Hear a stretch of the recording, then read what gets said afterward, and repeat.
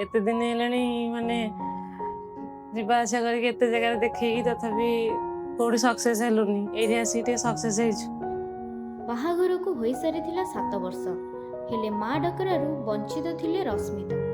उभय स्वामी स्त्री अनेक स्थान को जाई ट्रीटमेंट करने को चेष्टा करथिले किंतु मिली नथिला सफलता जे पर्यंत से माने हाईटेक हॉस्पिटल आसी नथिले।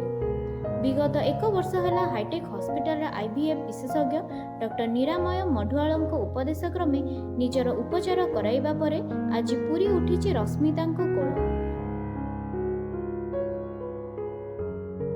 गत 7-8 वर्ष है छुआ पिला किसी हो नाला प्रथम आम मेडिसिन साहाय्य चेष्टा करूँ से सफल न पावर आम आईवीएफ करूँ। आईवीएफ मध्यम गोटे छुआ रही लास्ट 10 दिन तले से सफल भाव ये हाईटेक आईवीएफ रे डेलीवरी करथिले। उभय माँ आ छुआ दुई जन जाक सुस्थ अच्छा पुत्र संतान लाभ करी एबे से बेस खुशी अछंती एवं धन्यवाद जणाइछंती डॉक्टर और हाईटेक हॉस्पिटल को।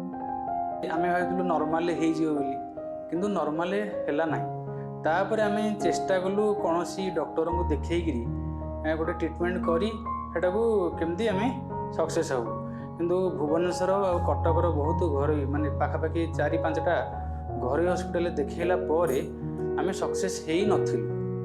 आमे भाबी नथिलु जे जो आईवीएफ पे एते एते पैसा खर्च हुए बा टंका खर्च हुए तो सारंग संगे भेट होला परे सार हमको जो हौसलाटा देइथिले बा तांकर जो हस हस मुह जेतिकी संभव जेते कम रे हेई परिबो सार हमर करिसन एटा प्रैक्टिकल कथा। निरामय सार डॉक्टर निरामय मढुआल तांको जो आमे आज सक्सेस पाइजु हमर गोटे पुत्र संतान हेइची।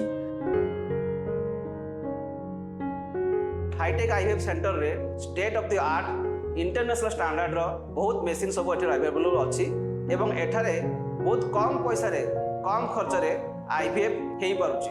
तेणु आपण माने आसिकी हम हाईटेक मेडिकल कॉलेज संगे जोगाजोग करंतु। धन्यवाद।